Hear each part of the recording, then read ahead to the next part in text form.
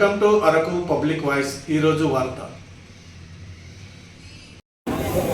నన్ను ఆహ్వానించినందుకు మీ ప్రత్యేకంగా నమస్కారం తెలియజేస్తున్నాను. మిత్రులారా, ఈరోజు తుఫాను వచ్చిందని మనం అనుకుంటున్నాం. అందరూ గొడుగులు పట్టుకున్నాం, చాలా మంది గొడుగులు పట్టుకున్నాం తుఫాను వచ్చిందని.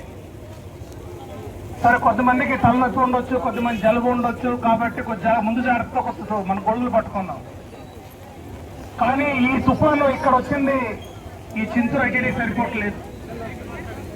ఇప్పుడు ఎలా అయితే గోదావరి పొంగి, ఈ పోలవరం పొంగి ఈ ప్రాంతం ఎలా ములుగుతుందో ఆ రకంగానే మన ఆదివాసీ సమాజం పూర్తితో గోదావరి పొంగినట్టు పొంగి ఈ రాష్ట్ర ప్రభుత్వాన్ని ముంచాల్సిన అవసరం అని చెప్పి సందర్భంగా గిరిజనులకు ఉద్యోగం ఇస్తే ఈ గిరిజన పిల్లలకి చదువులు చెప్తారు, వాళ్ళు చదువులు నేర్చుకుంటారు, జ్ఞానం పెరుగుతుంది. జ్ఞానం పెరిగినోడు ఊరుకుంటాడా? ప్రశ్నిస్తాడు. కాబట్టి ఈ పాలక వర్గాలు చేస్తున్న కుట్రని, ఈ దోపిడిని, ఈ మోసాన్ని ఆదివాసులు ప్రశ్నించకుండా ఉండడం కోసం ఆదివాసుల విద్యాన్ని దూరం చేయాలన్న కుట్రలో భాగంగానే ఈరోజు జీవో నంబర్ 3 రద్దు చేసిన విషయాన్ని మనందరూ గమనంలో పెట్టుకోవాలి. ఈరోజు సుప్రీంకోర్టు తీర్పు ఇచ్చింది. సుప్రీంకోర్టు తీర్పు ఇస్తే అంతిమం అయిపోద్దా? సుప్రీంకోర్టు తీర్పు ఇస్తే అంతిమం అయిపోద్దా? అవద్దు. సుప్రీంకోర్టు తీర్పుని మార్పు చేయగల అధికారం, సుప్రీంకోర్టు తీర్పుని కాదనుకున్న అధికారం ఈరోజు 5వ షెడ్యూల్ ప్రకారంగా ఆదివాసీ గ్రామ సభలకు ఉంది. మరి ఆదివాసీ గ్రామ సభలో ఒక తీర్మానాలు ఈ దేశ పార్లమెంట్ తో అత్యున్నతమైన పార్లమెంట్ తో సమానమని చెప్పి అనేక సందర్భాల్లో సుప్రీంకోర్టు జడ్జిమెంట్లు కూడా ఉన్నాయి.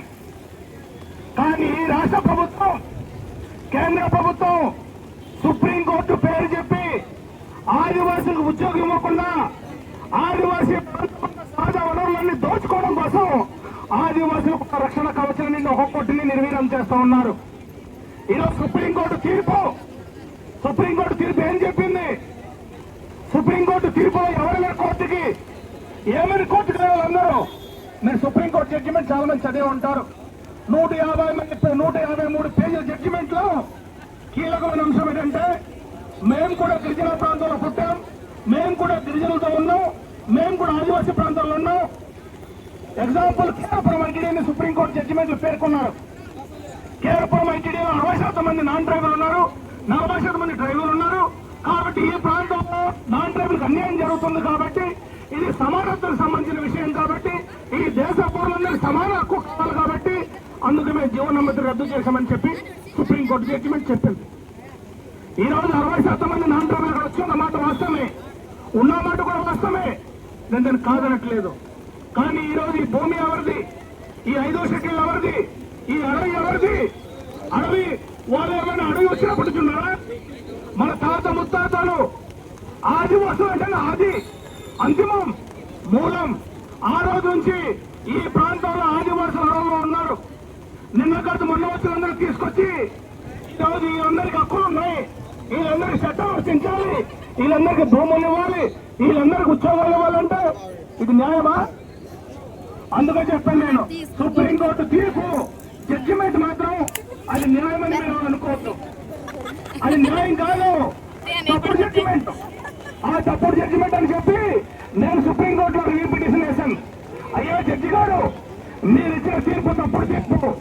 మీ తీర్పు 5వ షెడ్యూల్ స్ఫూర్తి విరుద్ధమైనది, రాజ్యాంగానికి వ్యతిరేకమైనది, ఆదివాసులకు వ్యతిరేకమైనది. ఈ తీర్పుని మీరు సమీక్షించి మాకు రిజర్వేషన్ కల్పించండి అని చెప్పాం మేము. దానికి రాష్ట్ర ప్రభుత్వం సైడ్ నుంచి కూడా రివ్యూ పిటిషన్ వేస్తామని చెప్పి గతంలో ప్రకటన చేశారు. రివ్యూ పిటిషన్ కూడా వేశారు. రాష్ట్ర ప్రభుత్వం రివ్యూ పిటిషన్ వేసి నిన్న కింద పడుకుని పోయింది. మేమేసిన రివ్యూ పిటిషన్ మీద గవర్నమెంట్ సైడ్ చొరవ తీసుకుని ఆ రివ్యూ పిటిషన్ పునఃసమీక్షించాలని చెప్పి సుప్రీంకోర్టుకి ఆ రోజు కేంద్ర ప్రభుత్వంతో సొంత సంబంధాలున్న వైసీపీ ప్రభుత్వమే కేంద్ర ప్రభుత్వం మోడీ మీద ఒత్తిడి తీసుకొచ్చి ఉంటే ఈరోజు రిజర్వేషన్ వచ్చి ఉండేది మనకు. ఆ రోజు రిజర్వేషన్ ఆ రకంగా రాలేదు. రిజర్వేషన్ రాకపోగా ఆ రోజు మోడీతో జతకట్టిన చంద్రబాబు గారు ఆ రకమైన ప్రయత్నం, మోడీ గారు జగన్ గారు ఆ రకమైన ప్రయత్నం చేయలేదు. జగన్ గారు అలా ప్రయత్నం చేయలేదని చెప్పి చంద్రబాబు గారు ఏమన్నారు? అదే జగన్ దొంగ మీకు అన్నాడు. జగన్ గారు ఉద్యోగం కూడా చెప్పారు మీకు. జగన్ మీ ఎక్కువ కాలం వస్తారని చెప్పారు చంద్రబాబు గారు. అందరేమో నిజమే నమ్మేశాం మనం. పులి అంటుంది, పులి మేక తోలు కప్పుకొని వచ్చి పులి అంటుంది నేను సాధు